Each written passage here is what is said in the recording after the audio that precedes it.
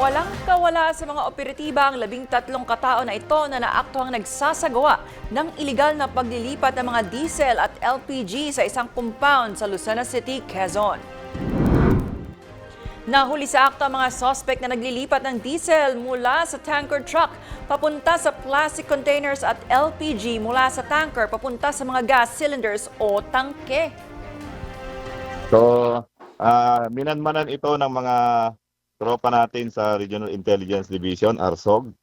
At ginamitan din natin ito ng drone operation. No? At nakita natin yung compound magdamag at maghapon nilang binantayan bago nakita na may pumapasok nga ng mga tanker doon sa isang compound sa Lucena City.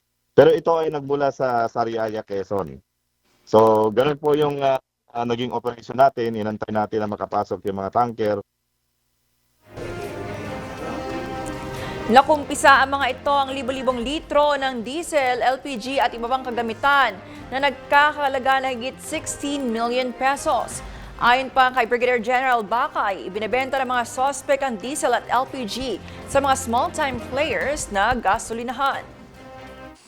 Apparently, yan ay nanggaling doon sa depo ng Sariaya, Quezon.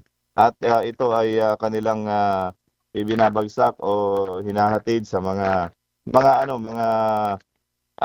small players ng nagbebenta ng mga petroleum products. Dagdag ng opisyal, tanging mga drivers, pahinante at mga tauhan lang ang kanilang naaresto at patuloy na tinutugis ang leader ng mga naaresto. Nahaharap ang mga sospek sa kasong paglabag sa Oil Pilferage Law at LPG Industry Regulation Act.